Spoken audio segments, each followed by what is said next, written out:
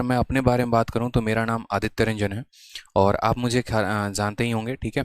SSC का कोई ऐसा पेपर नहीं है जो हमने क्रैक ना किया हो। प्री का पेपर को मैं 9 मिनट से 10 मिनट के अंदर सॉल्व कर लेता हूं और सीजीएल के माध्यम से मैं एज ए एक्साइज इंस्पेक्टर भी सिलेक्टेड हूं। सीएचएसएल में जो ऑल इंडिया रैंक है वो 114 है और भी कई सारे एग्जाम्स मैंने निकाले हैं। आज के टाइम पर मेरे पास कम से कम 4 से 5 सरकारी नौकरियां हैं और मैं खुद यहाँ से चाहता हूँ कि ये जो जिस तरीके से आज मेरे पास इतने सारे गवर्नमेंट जॉब हैं, आपके पास भी इतने सारे गवर्नमेंट जॉब हों। लेकिन वो कैसे होगा? तो वो ऐसे तो नहीं हो सकता कि हाँ रातों रात चमत्कार हो जाए तो हो जाएगा।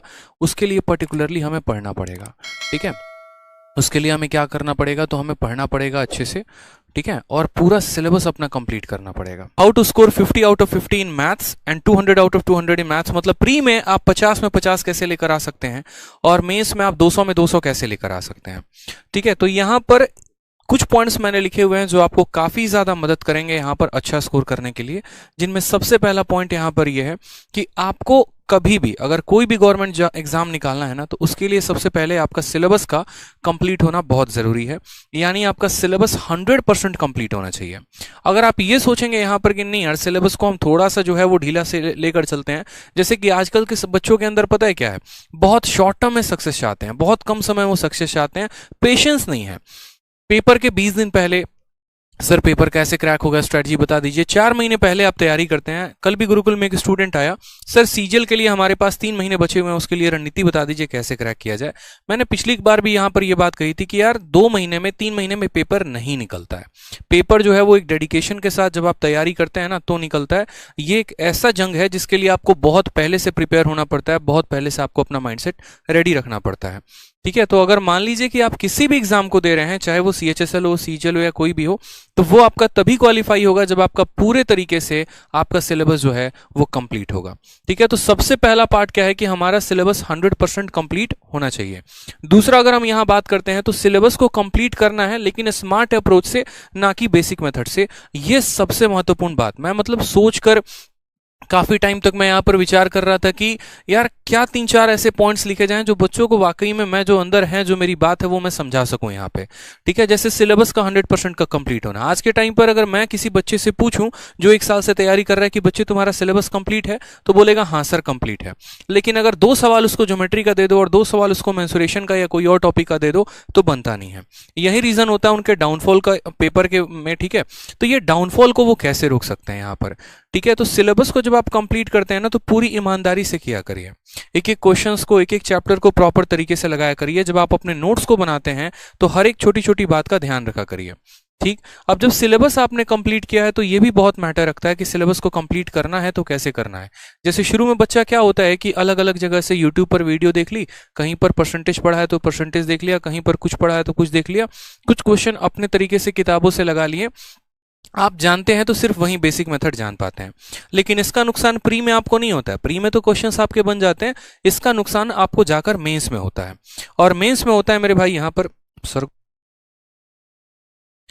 तो मेंस में होता है, तो यहाँ पर मेंस में नुकसान कैसे हो जाता है, आपको स्मार्ट अप्रोच नहीं आ पाते हैं उन सवालों के। अब स्मार्ट अप्रोच नहीं आ पाते हैं तो आप कैसे करते हैं फिर? अब स्मार्ट अप्रोच अगर आपको नहीं पता है तो उन्हीं सवालों में आप उलझे से रह जाते हैं, समय आपको ज्यादा लग जाता है, आप बना नहीं पाते हैं, फिर उस केस में आपके नंबर ऑफ अटेम्प्ट कम रह जाते हैं। तो आपको ऐसा नहीं करना है, ठीक है। आपको पर्टिकुलर तरीके से एक प्रॉपर वे में शुरू से ही जब आप सिलेबस को कंप्लीट करते हैं ना तो आप स्मार्ट अप्रोच में सीखा करिए, बहुत फायदा होगा।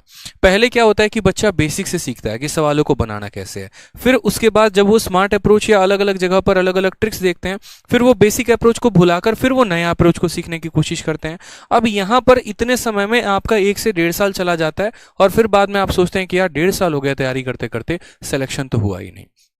तो इससे बेहतर है कि जब आप पहली बार ही पढ़ रहे हैं तो आप थोड़ा तरीके से पढ़िए। पर्टिकुलर जितने भी चैप्टर पढ़ते हैं तो उनको आप टाइप वाइज पढ़ा करिए, उनकी एक पर्टिकुलर कैटेगरी बनाकर पढ़ा करिए और उनके कंसेप्ट को आप जानिए, ताकि अगर आगे पेपर में, किसी भी पेपर में अगर वो वो क्वेश्चन आ जाता है तो आप उसको वहां पर अप्लाई कर पाए, ठीक है।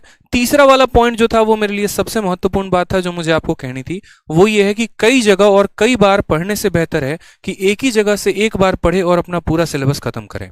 ये बहुत बड़ा बात है। आज के टाइम में बहुत सारे बच्चे होंगे, कोई रूरल एरिया में होगा, कोई यहाँ पर जो है दिल्ली में मुखर्जी नगर में रह रहे होंगे। मुखर्जी नगर में भी कुछ स्टूडेंट के हालात ऐसे हैं, आज इनके पास डेमो के लिए गए, कल उनके पास डेमो के लिए गए, तो 2-3 महीने तो डेमो डेमो में निकल जाते हैं। जो बाकी बचता है उसके बाद यहाँ पर थोड़ा इनका वीडियो देख लिया, थोड़ा उनका वीडियो देख लिया, ठीक है। तो ऐसे करोगे ना मेरे भाई तो बहुत मुश्किल होगा, फिर तो सिलेक्शन बहुत मुश्किल है।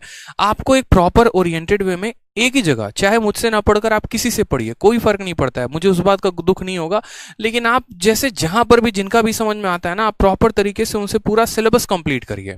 आप अगर थोड़ा सा, जब आपका विजन करोड़ों कमाने का है, जब आपका विजन एक बहुत बड़ा इंस्पेक्टर बनने का है, जब आप आगे चलकर बहुत ज्यादा पैसे कमाने वाले हो, एक बहुत बड़ा नाम कमाने वाले हो, तो अभी से 1000, 500 और 1500 के लिए यहां पर कंजूसी क्यों और उतना सोचना क्यों है? क्योंकि आपका विजन अगर बड़ा है तो उसके लिए इन्वेस्टमेंट भी थोड़ी सी बड़ी लगाए तो क्या दिक्कत की बात है, ठीक है। तो एक ही प्लेटफॉर्म से पर्टिकुलर तरीके से आप चाहे YouTube को पकड़ लीजिए, तो YouTube का कोई एक पर्टिकुलर सीरीज है तो वहां से खत्म करिए, या एप्लीकेशन से अगर आप पढ़ रहे हैं तो वहां से पूरा प्रॉपर तरीके से पढ़िए, लेकिन हाँ पूरा सिलेबस कंप्लीट करिए। अगर आप यहाँ पर जो है ना घुमंतु हो गए, माइग्रेटरी हो गए कि आज यहाँ थोड़ा पढ़ लिया, कल वहां थोड़ा पढ़ लिया, परसों थोड़ा वहां पढ़ लिया, तो शायद ऐसे तो केस में कभी भी सिलेबस कंप्लीट नहीं हो पाएगा। सेम तरीके से अगर आप एग्जाम की भी तैयारी करते हैं तो कम से कम ऐसा करिए मेरे भाई कि आप पर्टिकुलर फिक्स होकर तैयारी करिए। ये नहीं आज एनटीपीसी आया तो फॉर्म भर दिया, उसकी तैयारी में लग गए, कल सीजीएल आया तो फॉर्म भर दिया, उसकी तैयारी में लग गए। ऐसे करोगे तो कभी भी बड़ा मुश्किल सा हो जाएगा आपके लिए हालात। तो ये भी बात का आपको ध्यान रख के चलना है। और साथ में जो मोस्ट इंपॉर्टेंट बात वो यहां पर यह है कि नए क्वेश्चंस की ज्यादा प्रैक्टिस करो। आजकल के समय में आदत यहां पर यह हो गई है ना कि स्टिक हो गया है बच्चा कि हाँ पुराने पुराने पुराने कंसेप्ट पर हम चल रहे हैं, पुराने पर हम जिंदा हैं, पुराने पर ही हम काम करेंगे। तो ऐसे तो नहीं हो पाएगा मेरे भाई। तो हमें अपने सिलेबस को है ना बड़ा कंसाइज वे में फिक्स रखना है कि हाँ हमें इतना पढ़ना है और हमें इन सोर्सेस से पढ़ना है, ज्यादा भटकाव नहीं रखना, प्रॉपर वे में सिनराइज्ड वे में एक सिलेबस हम अपना कंप्लीट करेंगे और विद इन टाइम कंप्लीट करके अच्छे से हम अपना सिलेक्शन लेंगे, ना कि ज्यादा यहाँ भटकाव में रहेंगे, ठीक है।